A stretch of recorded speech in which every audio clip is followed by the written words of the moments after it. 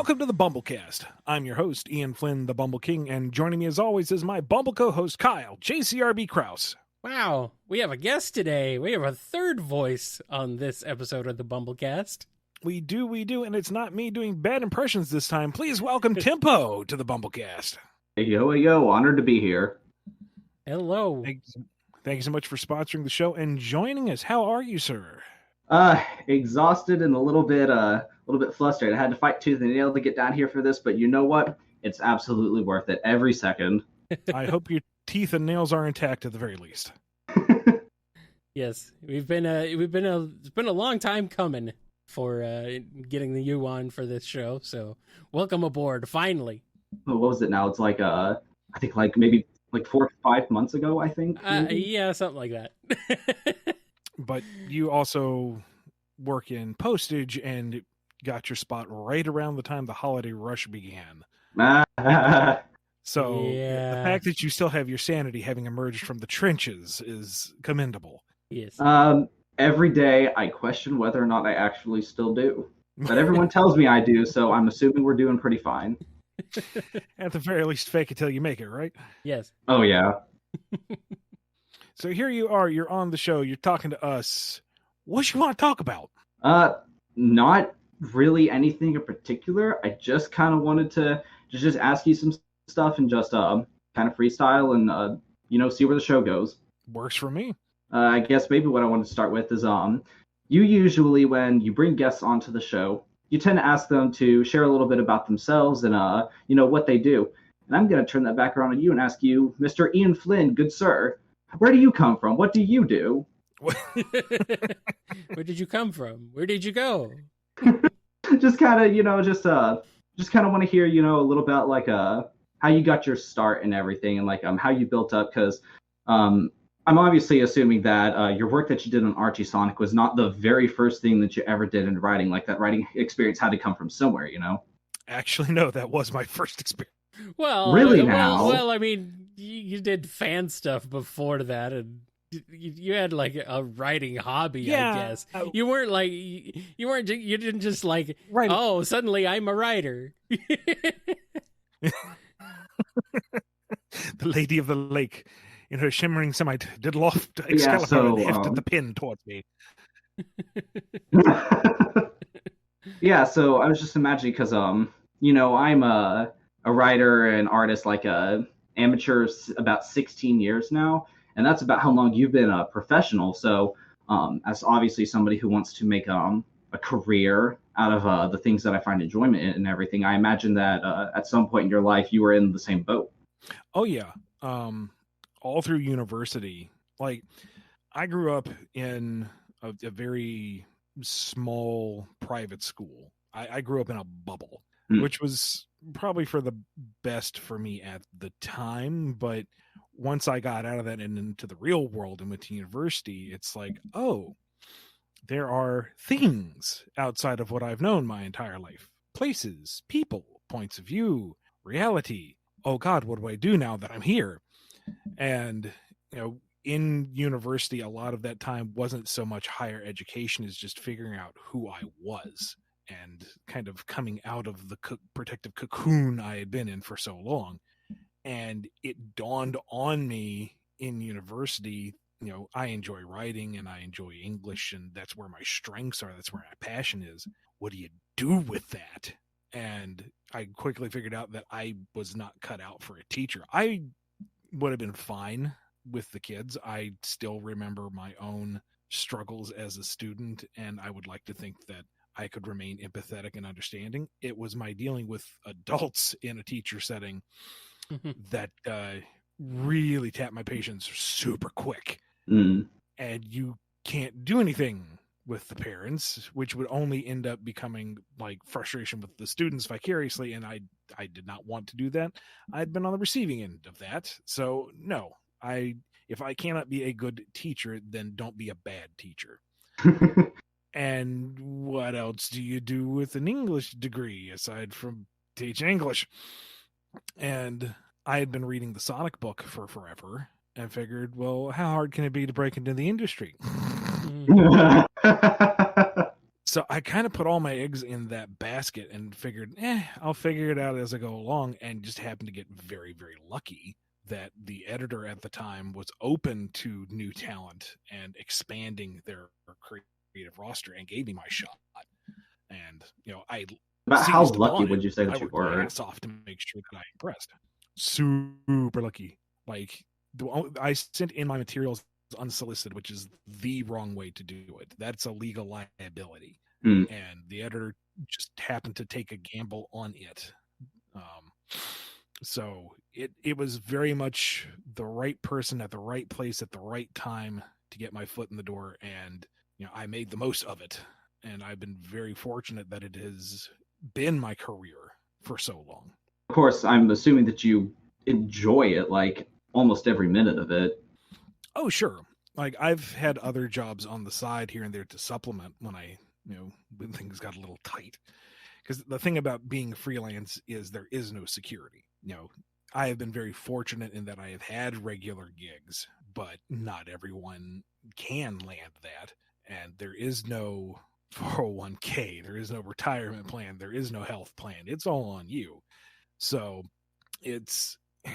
but it's also allowed me a great deal of freedom. I can largely set my own schedule. It allows me to do this show in addition to everything else.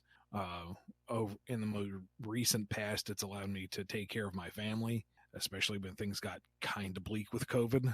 So it's a balancing act. It's a little good, it's a little bad, and ultimately, I am able to work in a creative capacity with extremely talented people, and that's far better than anything else I've worked on ever, anywhere, for anyone.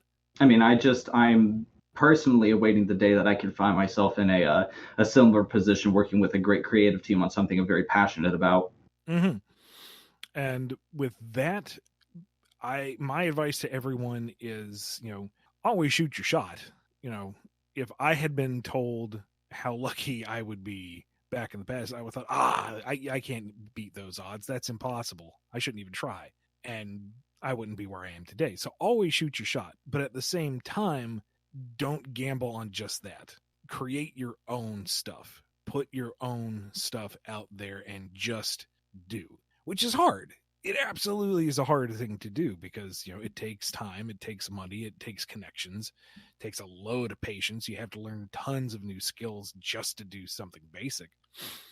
But the reward of doing your own thing and putting it out there and getting the response is amazing. Yeah, it's all relatable. And you never know who's going to see it, and it's going to open a door for you. Yeah. Like when I say that I'm an amateur writer and artist of 16 years, when I first got Sonic Mega Collection on the GameCube, of course, it's full of all the Archie covers that had been released up to that point.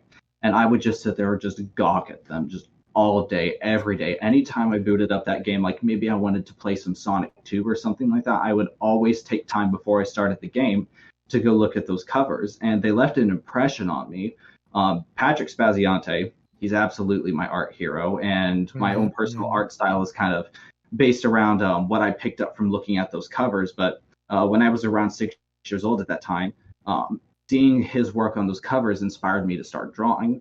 And I have been slowly just on my own, on my own time and stuff, working on those things, writing stories and creating characters and stuff. And for the first, I want to say like 8-9 years, it was all just whatever, fan stuff happened to tickle my fancy. But then eventually, I think it was around 2015-ish, I started wanting to break away into producing my own stuff.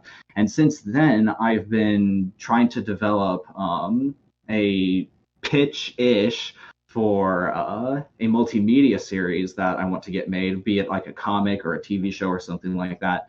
And I've been working on it since then, and it's still not even in a presentable state yet. There's so much to do. So I absolutely understand when you're saying that it's something that you have to work very hard for and you have to keep at it and, really pursue it if you want it, Yep. And you also can't fall into the sand trap of trying to make it perfect. It will never be perfect. It needs to be finished. No, yeah.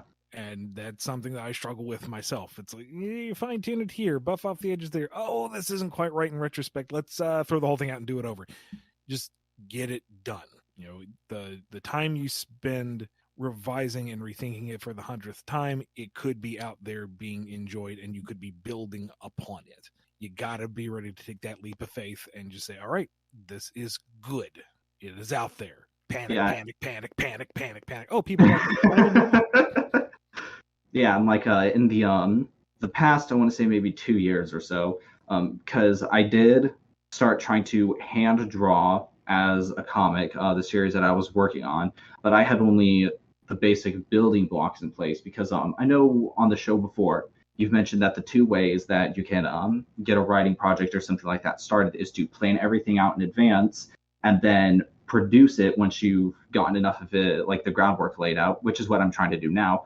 Or you can basically just take off, hit the ground running and see how far you can get without too much of a game plan in mind and stuff. But that frees you up with the ability to kind of create as you go, which can get a lot more like inventive and stuff. And I tried that approach at first, but it was not working well for me.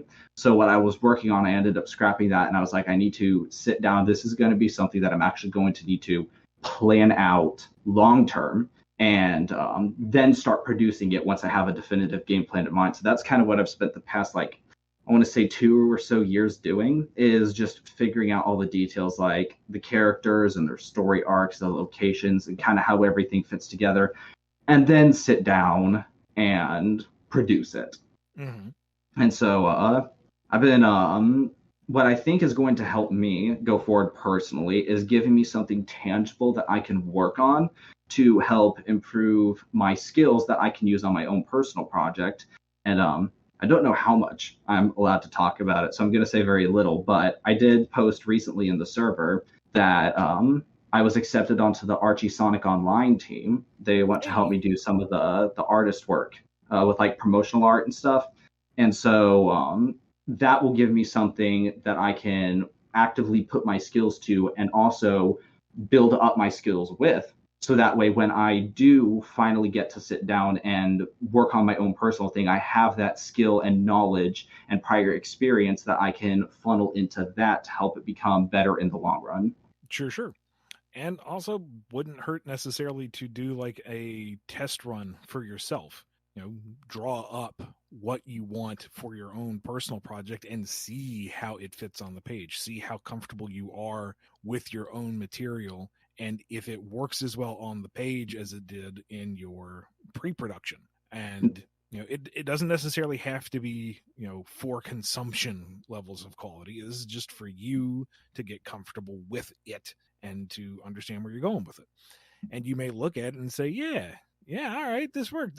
All that pre-planning paid off. This is proof of concept. I like it. Maybe I can clean it up. Maybe it's ready to go. Or you may look at it and go, well, I'm glad I'm only looking at this. And you learn from it, and you grow. Yeah, I know that all too well, trust me.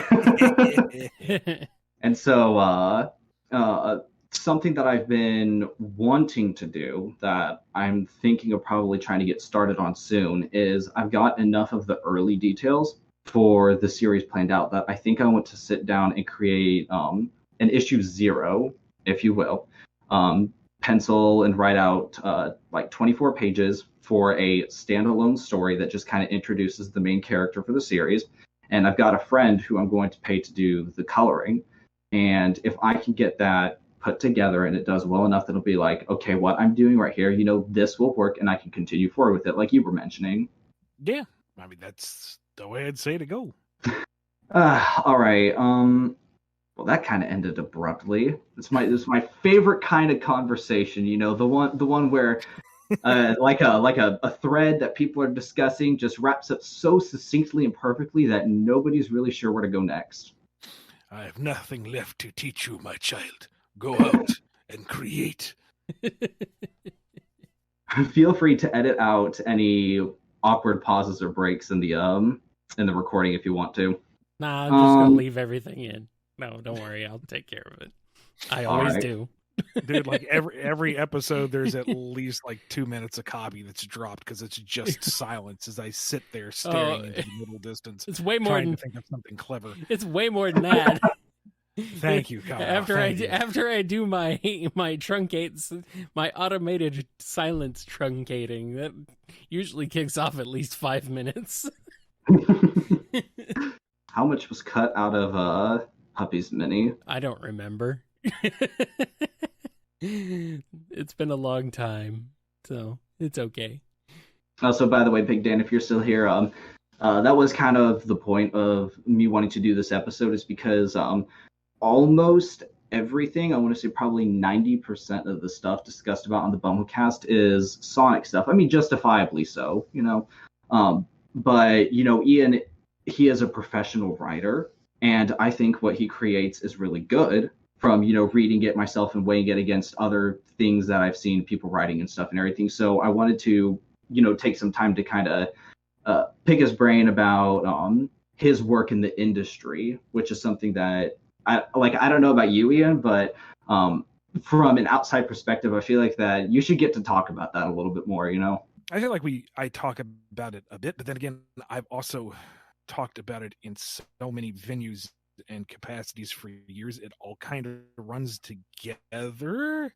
So I mean, feel free to prompt and say, you know, what specifically you want to dig into, because even if we're retreading old ground, I've clearly forgotten it.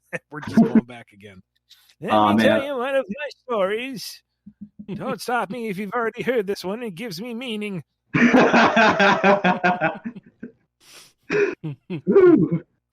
It's okay. Sometimes, you know, you just got to tell it again. Like you've talked about a few things on this show multiple times. It's okay. Yeah. And plus, you know, using anecdotes. I'm sure that you guys are always getting new viewers in, like, all the time. So, you know, it doesn't hurt to go over some of the things that have been discussed before for people who may just now be joining the podcast, you know? That's true. And, you know, Yep. I used to be more of a stickler of saying, go check the Q&A master list. It's there for a reason, except that was back when you'd have like maybe 100 entries to go through instead of the thousands. Yeah, over the course of 8 years almost. Yeah. It's added up really quickly. Yes. It's not always easy, so but it's good to still have there for reference, but yeah, it's like, oh, okay. It's been more for our references. Like, wait, didn't we answer this one? Search. Oh yeah, we did this one like 4 weeks ago. Honestly, yeah. And we get so many freaking questions that sometimes I just like forget to mark off one of the ones we've already asked, and then I go and add it again, and I'm like, do. And then you're like, wait, we already did this one. I'm like, oh, okay. Even that's kind of like a 50-50 thing, because sometimes we'll be recording the show and we're getting right into it, and the chat goes, wait. Yep. And we're both going, okay. Yep. Yeah. But enough about us. What about you? What do you want to talk about specifically? Well, I'm seeing right here that Big Dan says he wants to go into a rap battle, and I'm sitting here like, oh man, you wanna go Pumpkin Hill? You ready? I'll take you up any day, man. I will respectfully decline. I cannot rap. I have no rhythm. I have no grace. This song has no rapping ability face. He's the leader of the show, you know that well, but his rapping ability's gone straight to Hiffle. And see, I cannot freestyle rap to save my life. The only thing that works in my favor is that I have a pretty quick tongue. So whenever I know the words to a rap song, I can usually follow along pretty well. But I cannot rap to save my life. Mm-hmm. No. You know, the elocution and the enunciation are key, but I don't have that either. So no. I can do a bit of. I can do the old '80s style ones. I can say, my name is Kyle, and I'm here to say we're here to do the BumbleKast in a major way. Whoa. That's pretty much it. Pedantic Cat is asking which Sonic characters would be good at rapping. Huh. I think Sonic would. He's quick-witted enough, nimble enough in all regards. Shadow. Well, we can't forget Knuckles. He's Yeah. literally the person who gets all the rap character themes. You know. You assume he can keep up, yeah. I would imagine Shadow, just by virtue of not allowing Sonic to be better than him in any regard. Yeah. He's pretty funny. There. Tangle tries. She tries. She gets too tongue-tied. She's right there with Kyle. Her name is Tangle, and she's here to say that Jewel is already dragging her away. Hey, wait a minute!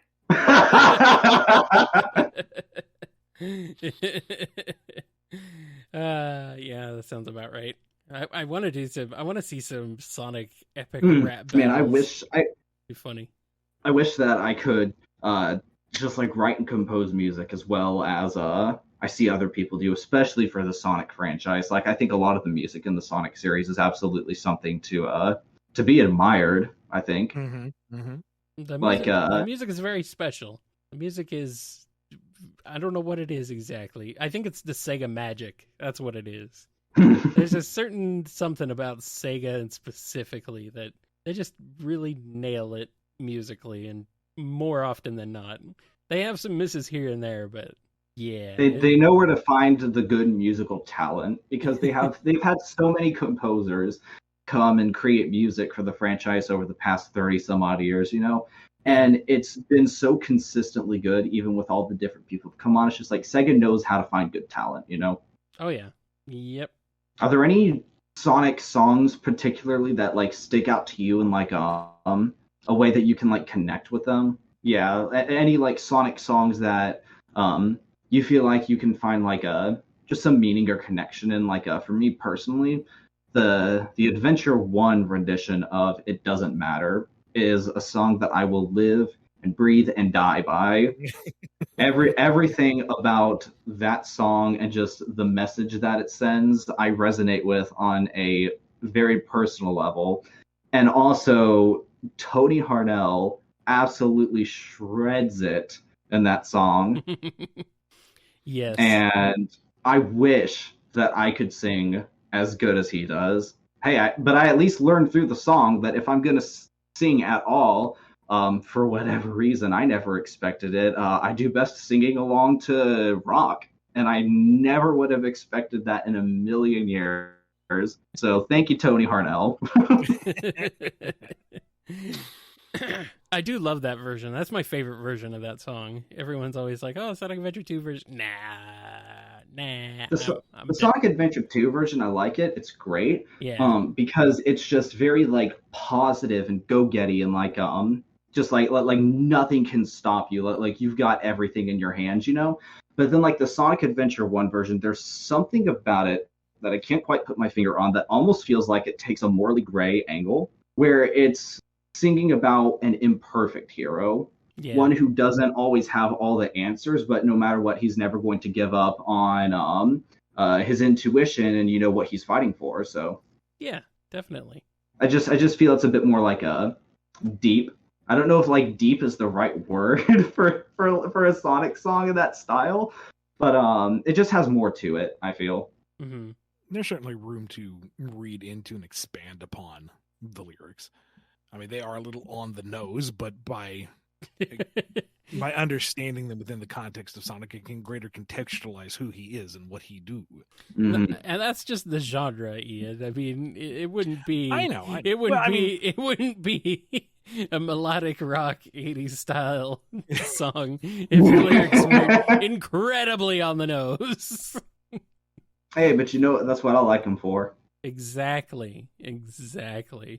Yes, I do love that. Love that a lot. I love music a lot. Mm-hmm. And I often find a lot of inspiration in the music that I listen to. And, you know, of course, It Doesn't Matter is one of those top ones up there. But a lot of the stuff that I've created for my own series was born out of just listening to a particular song and getting a specific like vibe or emotion that came out of it. And it, you know, it sparks an idea that turns into a character, which then turns into a story, which fits into a puzzle piece that I was missing for the whole thing. And I was like, oh, wow, this is so amazing. I'm so happy I came up with this. Yeah, there's been times where it's like, okay, I need to be in the proper headspace for this. And I know just the track to pull up, and it's like, yes. Oh, That's yeah. good. Put Yeah, that on the page. Oh, yeah. When you're like struggling to try to like finish a concept, or like you know what you're trying to do, but you're just not like on the right track of mind for it, and then you could just put on that one song that you know, like almost like you can imagine like the scene playing out in your head, and then you put a specific song to it that you feel like goes with this scene, and then you can start almost writing and like or drawing or whatever your creative process is with the music, and it's like, oh, that's so awesome. Yeah, definitely. I always like to try and listen to music when I can. Of course, doing a show, my other show all about video game music, I tend to listen to a lot of that. So it's pretty. It's always so much good stuff though coming out, or just to explore and go back to too. Mm-hmm. So I think if there's any Sonic tracks in particular that I can say are on like an emotional level, the Sonic art track and the entire soundtrack is just an endorphin boost in musical form. Mm-hmm. It's just so generally optimistic and romantic and fun and upbeat. It's like, yeah, it's gonna be all right. This is okay. Yeah. Yeah. From the chat here, actually, Endless Mine is being brought up, which is interesting. But it is a surprisingly, like, almost wistful, melancholic song in a way. It's still, like, peppy, but it's also kind of, like, weirdly emotional. Yeah. I do like that it is a meme in Sonic Mania's music, though. And that it made a little bit of a cameo in the classic version of City Escape. Oh yeah. In Generations. That's always awesome. Yeah. It's like, oh, they're okay. talking about Mega Collections themes in here, and I was actually about to bring that up.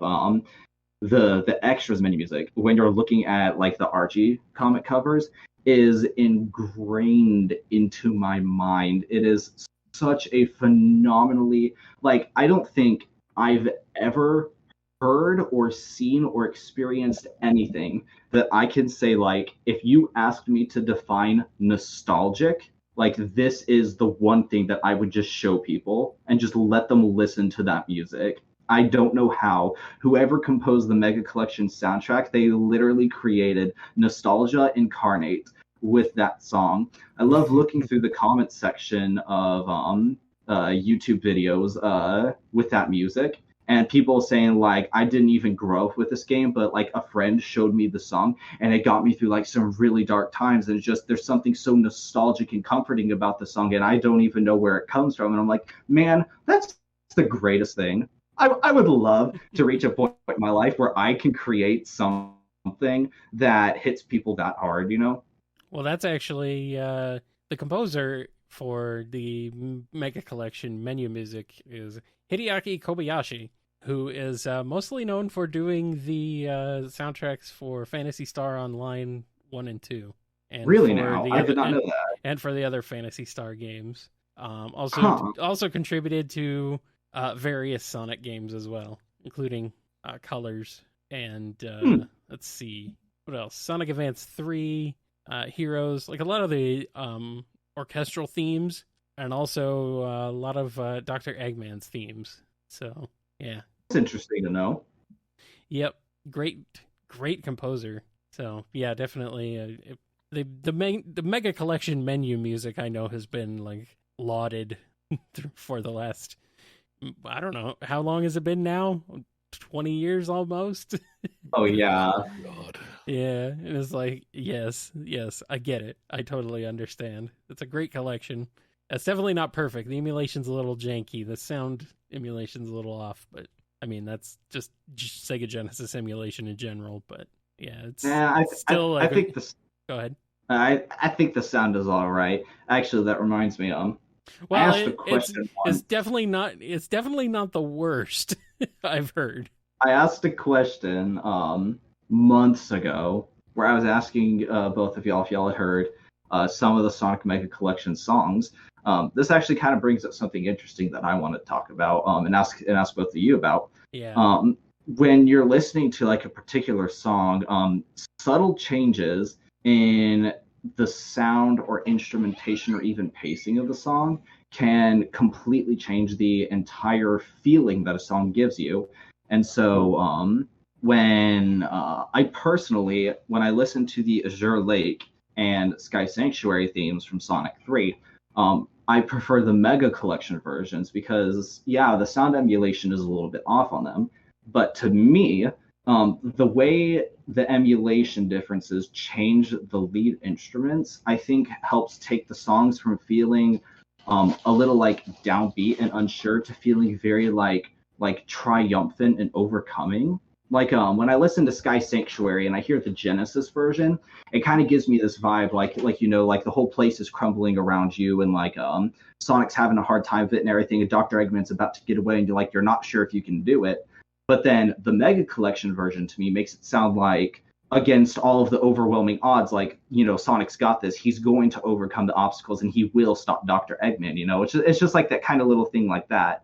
And I think it's really interesting that on the programming side of things, just like that little error in, the emulation and how it runs on the game and everything, changes those songs to a point and everything that two entirely different emotions are elicited from me, just based on which version of the song I'm hearing from where it comes from, with just that tiny little difference. And I think that that's fascinating. Yeah. Yeah, it's interesting. I listened to that and I think it sounds wrong, but well, I did grow up with Mega Collection, so who am I to talk? Well, yeah, I think that's a big part of it. It's like, okay, that doesn't sound right. It's very like, especially the sound effects, they're like really staticky and just super. Oh yeah, I'll give you that. It's like, yeah, I'll give you that. It's not nearly as bad as the Sega Smash Pack on the Dreamcast. Oh God, I got a copy of that. I got the Dreamcast sitting right here. I could probably reach over and put my hand on it if I wanted to. And one of the games that I got with it was the Sega Smash Pack. And I was like, you know what? Just to give this Dreamcast a test run, I'm gonna play me some Sonic 1. And I booted it up, and oh my God! It's wow! It's bad. It's bad. It's real bad. Yes. See, the hilarious thing is that the game itself runs flawlessly. Yeah. Perfectly smooth frame rate. All of the physics are completely on point and everything. There are no new errors or glitches or anything like that. But the sound, the sound is awful. I don't know what happened. The sound is the hardest part to get right with consoles like the Sega Genesis when it comes to emulation. It has taken decades to get Genesis sound to a point where it sounds acceptable for emulation. I think at this point now they've nearly perfected it, but also there's just so many different idiosyncrasies and quirks with the hardware itself. Like each system sounds different. I don't mean like each iteration, like each model of Genesis. I mean every single Sega Genesis sounds even just a slightly personalized, just a very slightly different. It's that FM, that frequency modulation that's just ever so slightly tweaked from console to console to console. It's very subtle. It's hard to notice, but it's definitely there. And there's even bigger differences when you go between the console revisions, like from the Genesis 1 to the Genesis 2, and then the 3 is especially janky just because it's shrunk down so much, and so it's like not quite on the same level as the rest, but I mean, at least they sound good. So, and then you get to the AtGames ones, which are just hot garbage. Oh, I don't even want to know. I was watching some of the video Sam Procrastinates made a long time ago about the AtGames consoles, and at some parts I was just absolutely livid and furious. Like, how could they do this to our favorite blue boy? But then the other rest of the time I was laughing my ass off, just at the jokes and the skits that Sam was doing, and like I can't remember what it was, but he was pretending to be like the CEO of At Games and stuff. It was so funny. So I have never seen or heard one of those personally. I don't think I want to. If what Sam and everyone else has to say is true, I don't want to touch one of those things with a 10-foot pole. Well, basically, if you like your Sega Genesis to sound about maybe 15% slower than normal and way more scratchy, then hey, the At Games is for you. No, if I'm playing Sonic, I need that good old blast processing. You know how it is. Yeah, I think even the games themselves were slower. It's just poorly done crap, just shoved out the door to make some money off of unsuspecting parents who buy it for their kids or for themselves. Who knows? But yeah, it's bad. Well, I hate those things. But hey, at least we got the proper Genesis minis now, so we can die happy with those, I guess. And of course, my Sega Genesis is still running fine, and if it ever doesn't, I got another one that's still in the box. Wow. I can. Yeah, it's like it's not the box isn't in the most like fantastic condition, but it's got all the stuff there. It's one of the Sonic 1 bundles. Dang. It's got all the components, the manuals, and all that stuff and everything. I bought it for I think like $150 or something. So probably goes for a bit more than that these days now. it was only like maybe a year or two ago, actually. Okay, yeah, that might have been the point. That might have been the high point then. Yeah, I got it at the I'm a little the surprised. Canton Trade Days, the world's largest flea market. I head down there every month, and I'm always scouting around for good game stuff, and that's where I found it. Nice. I like to go to the flea market occasionally, swap Mhm. meet, whatever. But yeah, I mean, I've still got mine as well. Luckily, the Genesis is pretty easy to fix, so if something ever happens to it, I mean, should be fairly straightforward. Luckily, so yeah, not too bad. All right, we got anything else we want to talk about?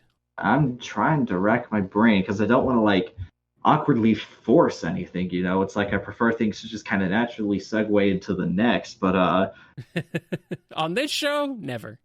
I know we still got a bit of time here, so I could totally kickstart another conversation. But like I mean this show in like the best way possible is like it's the embodiment of awkward. Thank you.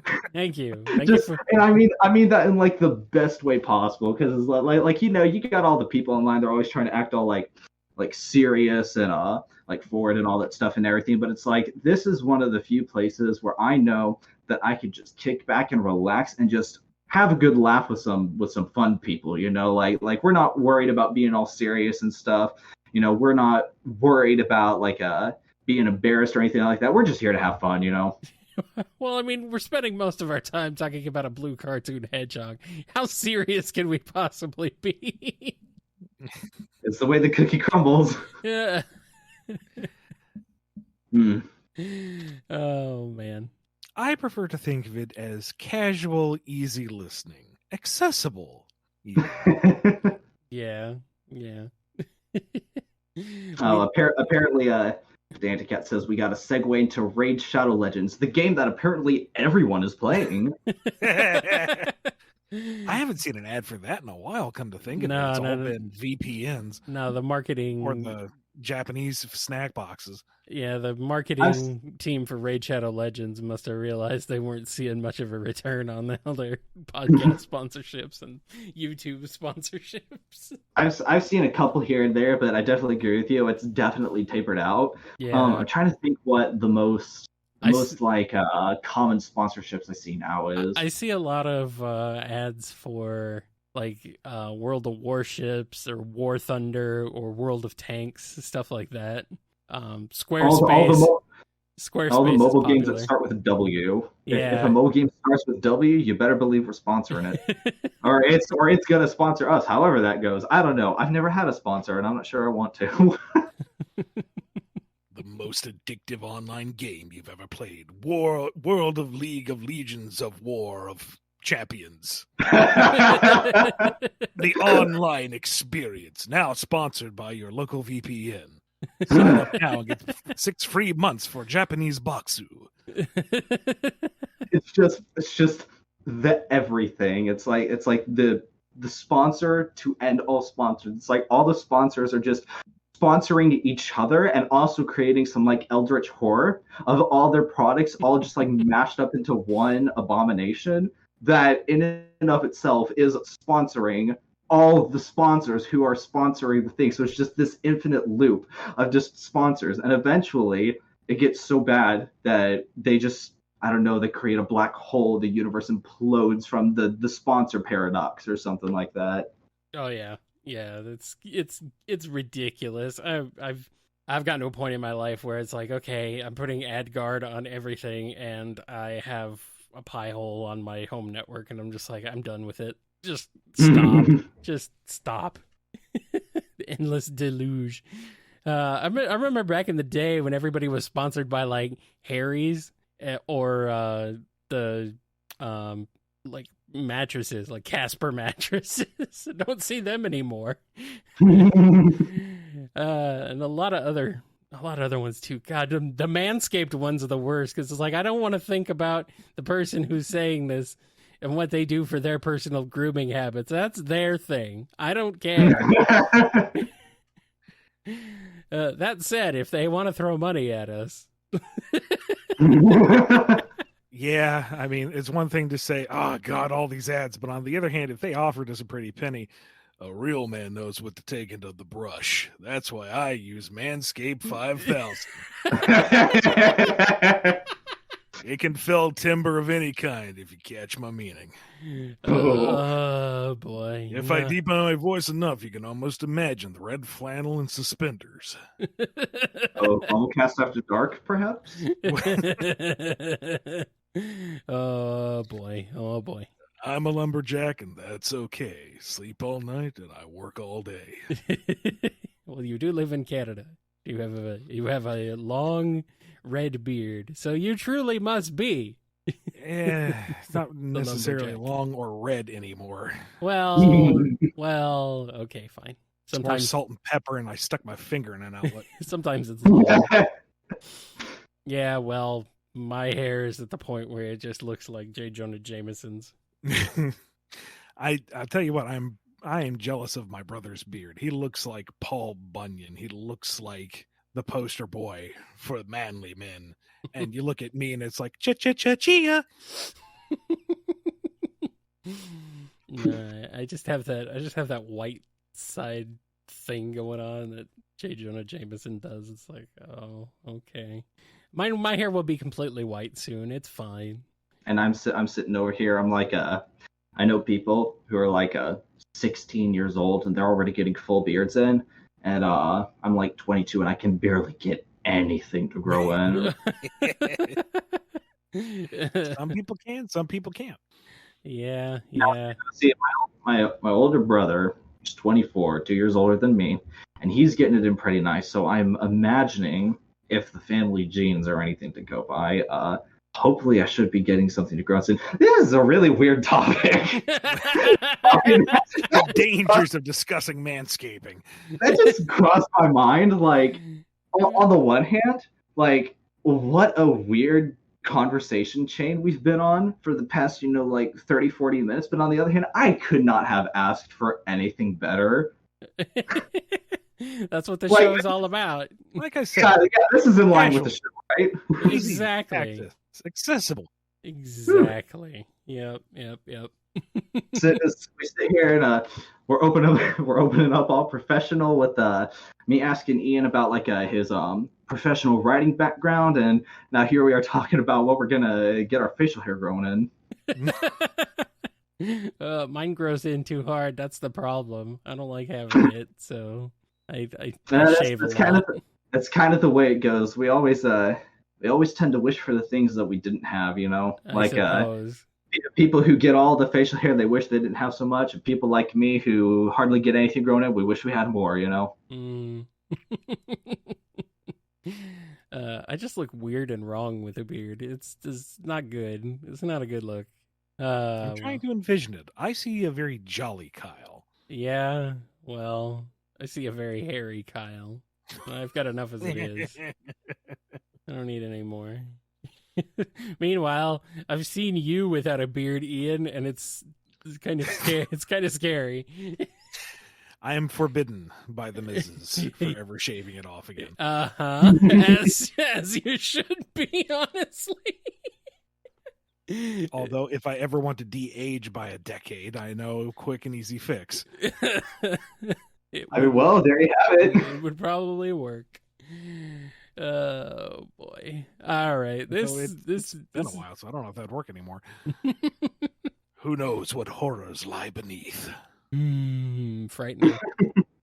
All right, are we at just about the end of this one? I think we've reached enough. our wits' end. That's for sure. Yeah. Thanks, Tempo, for coming on the show. Finally, glad we could finally get you on here. Oh, absolutely. I was about to say anytime, but well, I don't really know when anytime is. But hopefully in the future, I could try to make something work a little more consistently, because I would love to do this again. Absolutely. And technically, any time is any time. So, absolutely. The best time, always. Got anything you want to plug or mention before we get on out of here?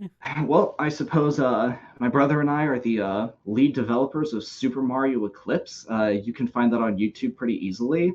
It's a Super Mario Sunshine mod that aims to totally revamp everything, recreate lost content, put it back in the game, and add a bunch of new stuff that will hopefully keep people interested.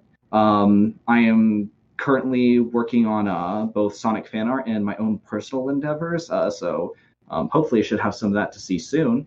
But outside of that, I don't really have anything else I want to add. I just want to thank Ian and Kyle for letting me be on the show.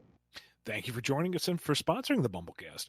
Thank you for coming on. Gonna definitely check out this Super Mario Eclipse mod. It looks. I just looked it up and I was like, "Whoa, that's really cool." Okay.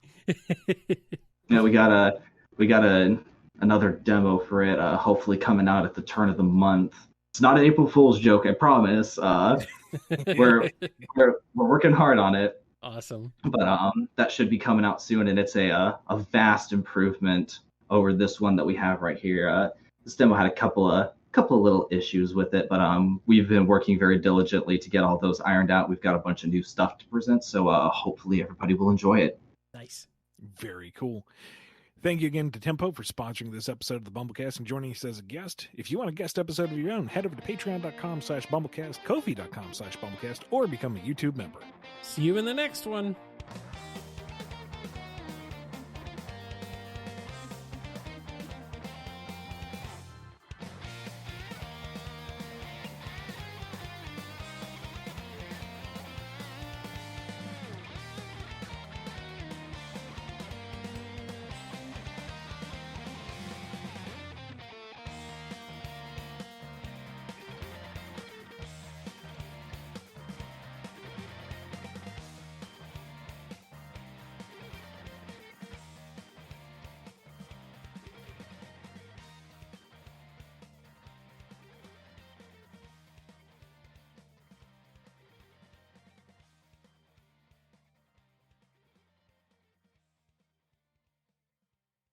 It's been a while. What is our agenda for today?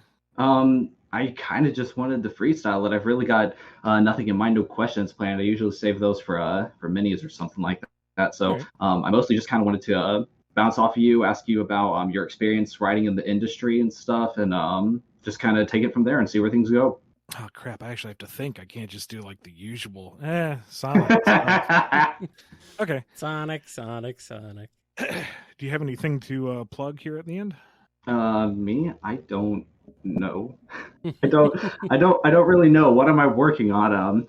My brother and I are the lead creators of the Super Mario Sunshine mod, and I know how much you just love that game. If you can mod it to be playable, sure, it'd be great. We're working on it. This is the postage episode. Yes, I'm going to just sit down and explain to all of you for an hour in detail what a day at the post office is like. Actually, I'm not sure if I'm allowed to do that, but Well, I mean, this would be like the cheapest therapy session you've ever had, I guess. It's about mail.